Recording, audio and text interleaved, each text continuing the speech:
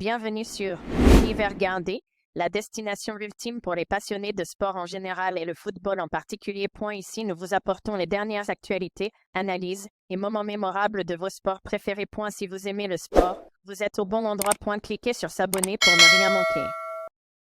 Merci.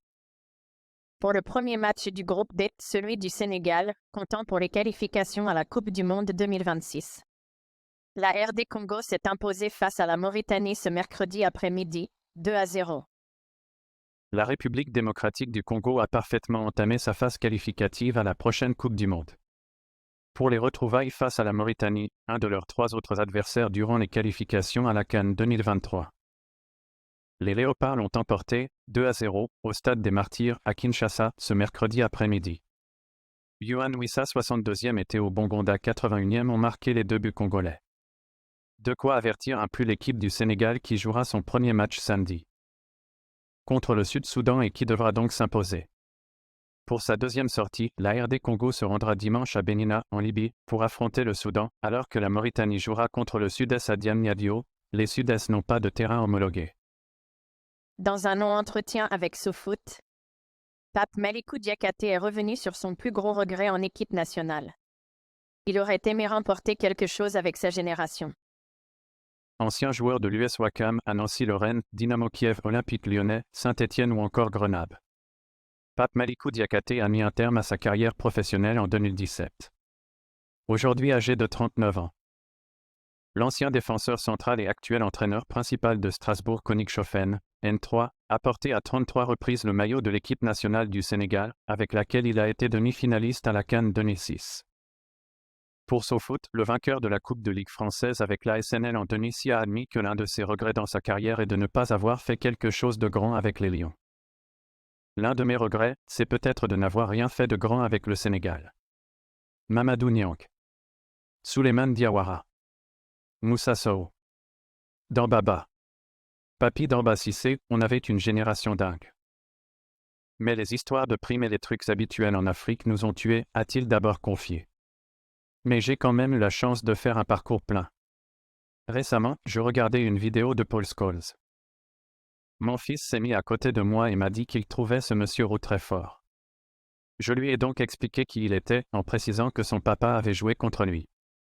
Et en voyant son sourire, j'ai compris que j'avais réussi ma carrière. Absent de la tanière depuis la qualification à la Coupe du Monde Qatar 2022. Bouna Sarr est souvent réclamé en équipe nationale. C'est encore le cas lors de ce regroupement en novembre marquant le début des éliminatoires pour le prochain rendez-vous. Lors de notre live sur la première séance d'entraînement des Lions, Bouna Sarr était presque sur tous les commentaires. Le latéral droit était réclamé par les internautes tout comme il l'avait fait pour Saliou Ciss. Ce dernier ne reviendra pas. Malgré tous les débats sur la toile, il faut dire que le souhait de plusieurs observateurs est de voir El Tactico utiliser les joueurs à leur poste naturel. Ainsi, le doute planant sur la présence de Krépin Diatta, reconverti à ce poste, attisait encore plus le débat. Le nouveau piston droit de Cissé, auteur d'une solide prestation lors de la victoire contre le Cameroun, est finalement arrivé dans la tanière. En plus de compter sur le retour de Formose Mendy. En attendant le retour de Sabali non convoqué pour blessure qui semble être le titulaire indiscutable. Aliou Cissé devrait avoir tous ses joueurs convoqués ce soir lors de la dernière séance d'entraînement à huis clos à l'exception de Nampali Mendy. Blessé, qui devrait être forfait. En octobre passé, interpellé sur le sujet, le sélectionneur national avait déclaré ceci en début d'octobre. N'oubliez pas que l'arrivée de Bouna dans la sélection fait partie des périodes où j'ai été le plus critiqué. Dans cette équipe nationale. Je connais Bouna, je connais ses qualités, je suis un fervent défenseur de Bouna. Mais les réalités sont sportives encore comme je le dis. Effectivement, il joue au Bayern et c'est un groupe de performance. Mais il y a aussi des garçons qui ne jouent pas au Bayern et qui ont un temps de jeu beaucoup plus conséquent que lui. Qu'est-ce qui s'est passé entre-temps pour que Bouna soit une demande sociale des internautes? Solide lors de la Coupe d'Afrique des Nations à succès du Sénégal, Bouna Sarr est devenu le chouchou des Sénégalais. Son bon élan dans l'équipe nationale sera freiné par une opération subie en septembre 2022 qui va l'éloigner des pelouses longtemps.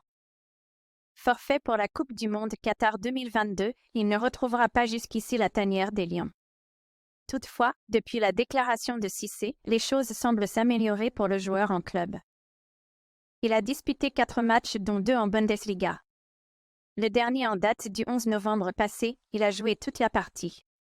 Cette saison, le joueur de 31 ans compte au total 204 minutes. Le défenseur du Bayern est arrivé en début de semaine. Pendant cette trêve internationale, il aurait ainsi décidé d'observer cette pause à Dakar.